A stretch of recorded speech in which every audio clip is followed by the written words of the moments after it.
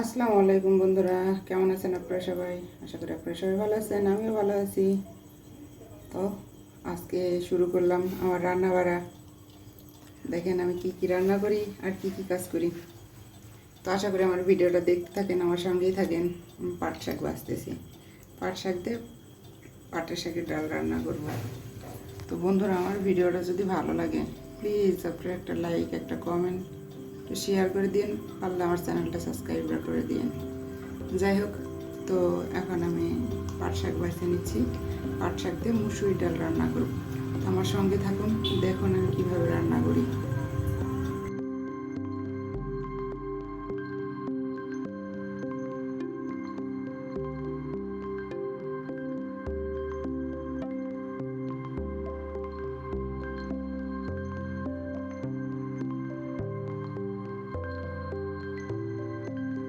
তো পাট শাকগুলো এখন বাছলাম, বাইসে এখন ধুয়ে নিচ্ছি, ভালো করে ধুয়ে নিচ্ছি। এদিকে কিন্তু আমি মুসুরির ডালটাও কিন্তু রেডি করে নিয়েছি। তো আমার ধোয়া শেষ। দেখুন,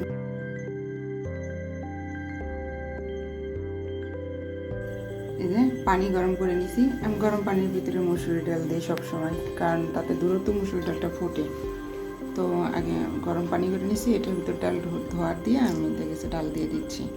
এর ভিতর দিয়ে দেবো পেঁয়াজ, রসুন। একটু পানিটা কমানোর প্রয়োজন মনে করলে কমাবো, আর যদি মনে হয় যে না পানিটা কমানোর দরকার নেই তাহলে আর কমাবো না। তো এরপরে দিয়ে দেবো পেঁয়াজ, কাঁচামরিচ, রসুন, হালকা একটু জিরে বাটা দিলেও ভালো, না দিলেও ভালো। যাই হোক, দিয়ে দিচ্ছি। দেখেন, আপনারা রান্নাটা দেখেন, আশা করি এভাবে রান্না করে খাবেন, খুব ভালো লাগবে।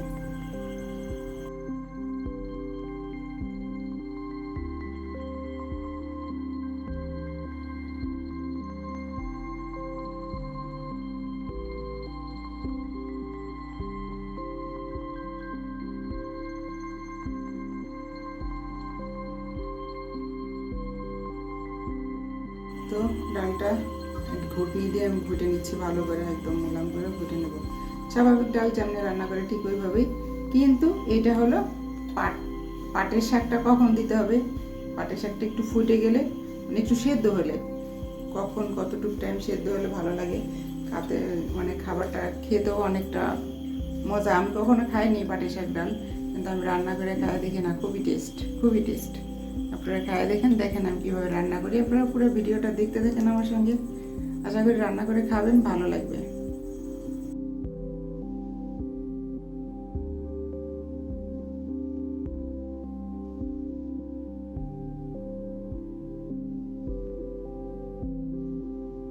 তো এই ডালটা ঘুটে নিলাম, এখন এই পাটের শাকগুলো দিয়ে দিচ্ছি। পাটের শাকগুলো দিয়ে দিচ্ছি। পাটের শাক দিয়ে সেটা হালকা আমি একটু জ্বালাবো, মানে সিদ্ধ করবো যেটাকে বলে। সিদ্ধ করার পরে আমি এটাকে পেঁয়াজ, রসুন, একটু জিরা এটা দিয়ে তেলে ভাজে, এটা একটা ফোড়ানি বলে আমাদের ভাষায়, সে ফোড়নটা দিয়ে দেবো। ফোড়নটা দেওয়ার পর 5-4 মিনিট একটু জ্বালাই আমি নামাই ফেলাবো। দেখেন আমি কীভাবে রান্না করি।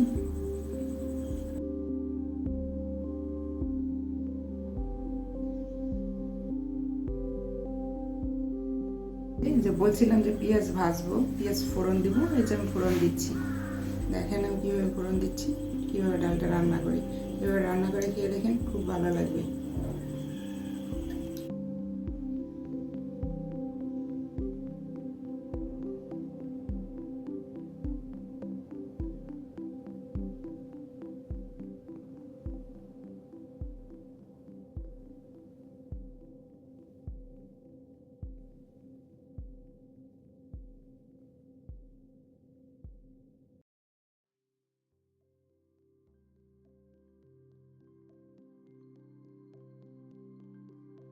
তো ডালটা এখন হয়ে আছে, ডালটা রান্না করা শেষ। এরপর আমি ডিম ভুনা করব, টমেটো দিয়ে ডিম ভুনা করব। এর জন্য ডিমটা সেদ্ধ করে নিচ্ছি। দেখেন আমি 2-4-5 মিনিট সেদ্ধ করে নেব। এই পাশে কিন্তু আমি পেঁয়াজ, কাঁচামরিচ, রসুন এগুলো মানে কাটে কুটে নিচ্ছি। কিন্তু আমি যে কাটতেছি, আমার হাতে একটু সমস্যা আছে, আমি আগেও বলছি হাতে একটু সমস্যা। যাই হোক, তো আমি পেঁয়াজটা কাটে নিচ্ছি। এরপরে দিয়ে গেছে কাঁচামরিচও কাটে নিচ্ছি। আমি টমেটোটা যে কাটি সেটা কিন্তু চুকলাটা ফেলে কাটতেছি। টমেটোটা টমেটোটা যে ছিলতেছি এটা কিন্তু আমি চুকলাটা ফেলে দিচ্ছি, কারণ টমেটোর চুকলা সহজে দিলে পরে এটা সহজে সিদ্ধ হয় না। এখনকার টমেটোগুলো কেমন আল্লাহ জানি না, টমেটোগুলো সিদ্ধ হতে চায় না, এর জন্য চোচাটা আমি ফেলাই নিতেছি। আমার টমেটো কাটাকাটি দেখেন শেষ করি কীভাবে।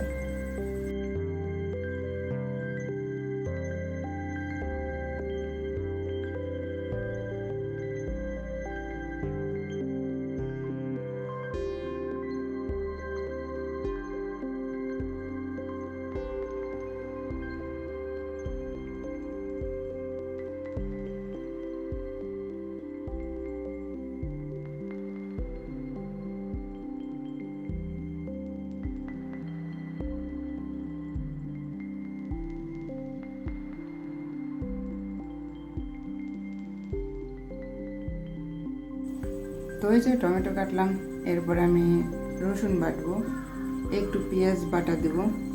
তো যতটুকু বাটাবাটি করে দেখেন, আমি বাটা মশলাটা বেশি খাই, বাটা মশলার রান্নাটা ভালো লাগে, খুবই মজা হয়, ভালো লাগে।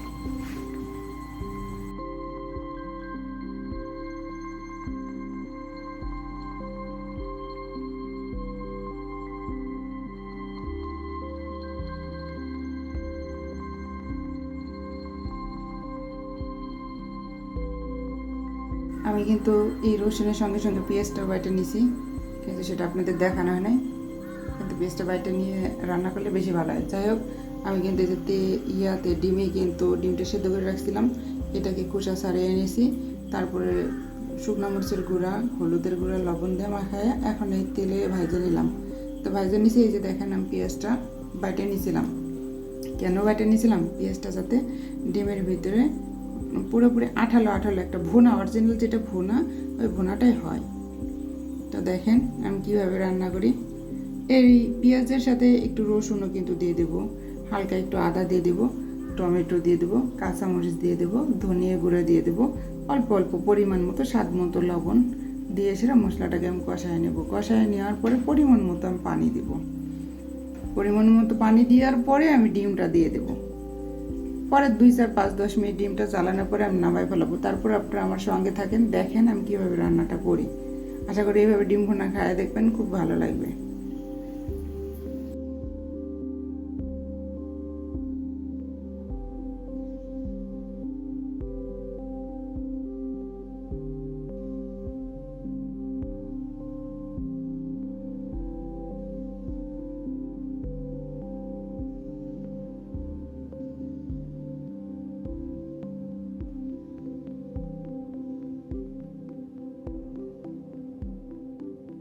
এই যে সব কিছু কিন্তু দিয়ে দিচ্ছি। আমি এখন মশলাটাকে ভালো করে কষাবো, কষায় তারপরে কিন্তু আমি পরিমাণ মতো পানি দিব।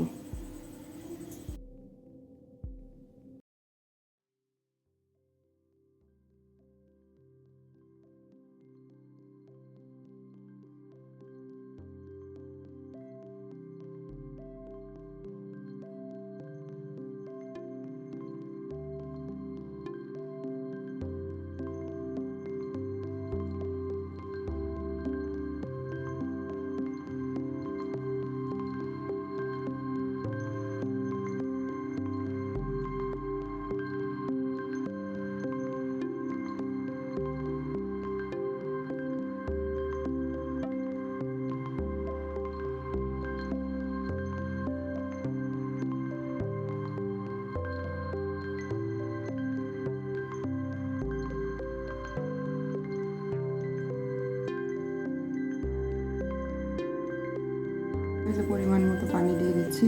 এরপরে বলক আসবে, টক বক করে বলক আসবে, কিন্তু ঢাকুন দিয়ে ঢাইকে রাখলে। তো টক বক যে বলক আসবে, ওই বলকের ভিতরেই আমি কিন্তু ডিমটা ছেড়ে দেবো। দেখেন আমার তরকারি কালারটা কত সুন্দর হয়েছে। বন্ধুরা আপনারা সবাই দেখেন, ঠিক আছে? একটু লাইক একটু শেয়ার করলে কি হয়, তাতে আমার ভিডিওগুলো বানাতে খুব আগ্রহ হয়। আমি তো নতুন একটা ইউটিউবার, বলছি তো যে আমি নতুন কাজ করতে যাই। তো আপনারা যদি একটু লাইক করেন, একটু শেয়ার করেন, হাতের আঙুল তো আর কেটে যাবে না, তাতে নতুন নতুন ভিডিও বানাইতে একটু আগ্রহ হয়, তাছাড়া আর কিছু না। আজকের ভিডিও আমার এই পর্যন্তই। পরবর্তী ভিডিও দেখার জন্য আমন্ত্রণ রইল। বন্ধুরা আপনারা সবাই ভালো থাকেন, সুস্থ থাকেন। আল্লাহ হাফেজ। আসসালামু আলাইকুম বন্ধুরা, আপনারা সবাই ভালো থাকবেন, সুস্থ থাকবেন। আমিও দোয়া করি আপনার সাথে সবাই ভালো থাকেন। সঙ্গে কথা বলতে বলতে কিন্তু আমার ডিম রান্না শেষ। তো আপনারা সবাই ভালো থাকেন। আল্লাহ হাফেজ।